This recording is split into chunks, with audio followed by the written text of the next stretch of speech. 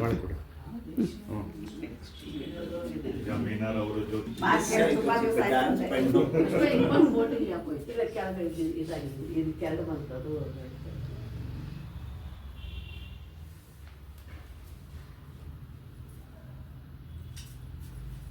ನೀನು ಹಂಗೆ ನಿನ್ನೋಲಿಲ್ಲ ನೀವು ಹಂಗೆ ನಿನ್ನೋ. शन्नो मित्रशं वरुणः शन्नो भवत्वर्यमां शन्न इन्द्रो बृहस्पतिः शन्नो शनिश्चरविक्रमः.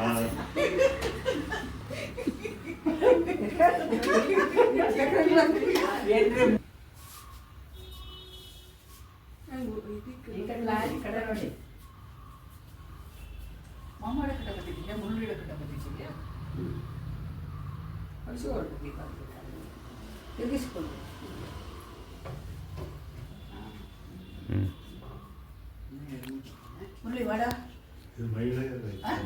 ರೇಂಜು ಅಂಗಡಿಗೆ ಪೋ ಎಲ್ಲಾರದು ಅವ್ರ ಫೋಟೋ ಗ್ರೂಪ್ ಫೋಟೋ ಮಾಡಿ ಹಾಕು.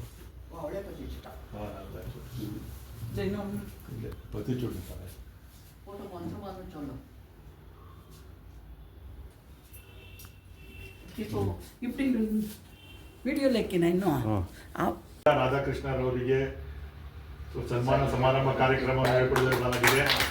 ಶ್ರೀ ಲೀಲಾರವರು ಶ್ರೀರಂಗಪಟ್ಟಣದಲ್ಲಿ ಹುಟ್ಟಿ ಅಜಾತ ಶತ್ರು ಕೊಡುಗೆ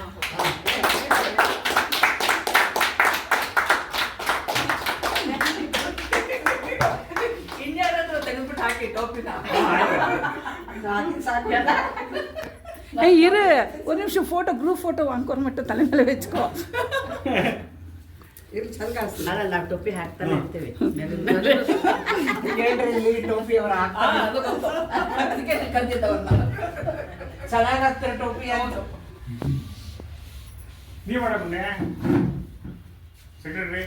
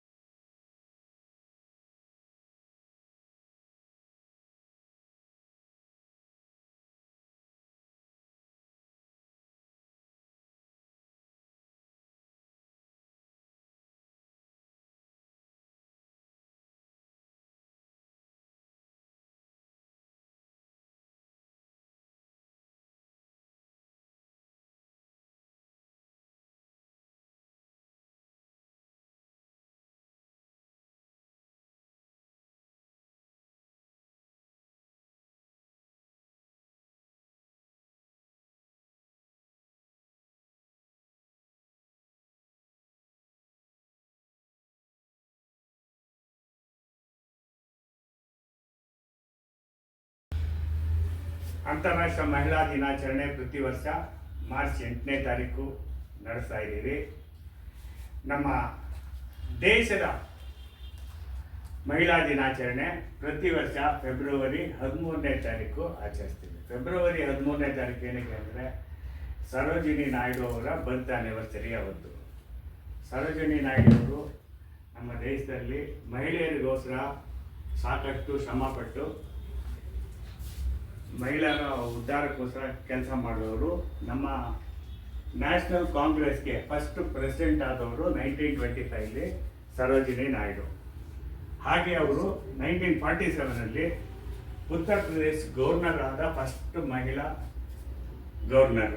ಹಾಗಾಗಿ ಅವ್ರದ್ದು ಬರ್ತ್ ಆ್ಯನಿವರ್ಸರಿನ ಪ್ರತಿ ವರ್ಷ ಫೆಬ್ರವರಿ 13ನೇ ತಾರೀಕು ನಡೆಸ್ತಾ ಇದ್ದೀವಿ.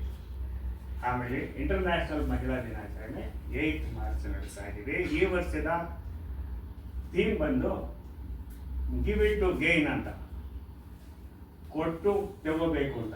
Invest time, resource and opportunity in women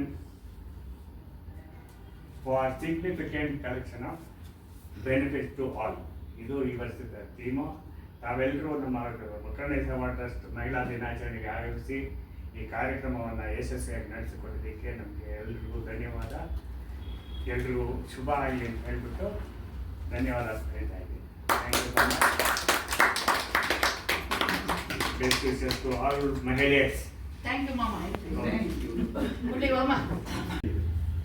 ಹೇಳಿ ಪುಷ್ಪ. ಇವತ್ತು ಮಹಿಳಾ ದಿನಾಚರಣೆ ದಿವಸ ನಮ್ಮೆಲ್ಲ ಇಷ್ಟೆಲ್ಲ ಹೆಣ್ಮಕ್ಳನ್ನ ಕರೆಸಿ ನಮಗೆಲ್ಲರಿಗೂ ಸನ್ಮಾನ ಮಾಡಿದ್ದಕ್ಕೆ ಪುಷ್ಪ ಅವರಿಗೆ ಒಕ್ಕರಣೆ ಸೇವಾ ಟ್ರಸ್ಟ್ ಬೆಂಗಳೂರು ಇವರಿಗೆ ನನ್ನ ಅನಂತ ಧನ್ಯವಾದಗಳು.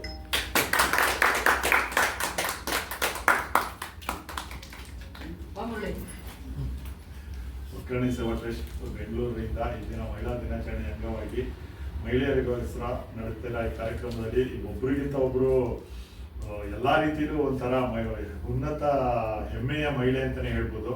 ಅವರು ತಮ್ಮದೇ ಆದ ಕುಟುಂಬದಲ್ಲಾಗಲಿ ಸಮಾಜಕ್ಕಾಗಲಿ ಅನೇಕ ರೀತಿಯ ಕೊಡುಗೆಯನ್ನು ಕೊಟ್ಟಿದ್ದಾರೆ. ಎಲ್ಲ ಮಹಿಳೆಯರಿಗೂ ಹೃತ್ಪೂರ್ವಕವಾದ ಧನ್ಯವಾದ ಅರ್ಪಿಸ್ತಾ ಇದ್ದೀವಿ. ಹಾಗೆಯೇ ಲೀಲಾರವರ ಇವತ್ತು 80ನೇ ವರ್ಷದ ಹುಟ್ಟುಹಬ್ಬನೂ ಇದೇ ವರ್ಷನೇ ಬಂದಿರೋದ್ರಿಂದ ಅವರು ಒಂದು ರೀತಿಯ ಕೊಡುಗೆಯ ದಾಣಿ, ಅನ್ನಪೂರ್ಣೆ ಅಂತಲೇ ಹೇಳ್ಬೋದು.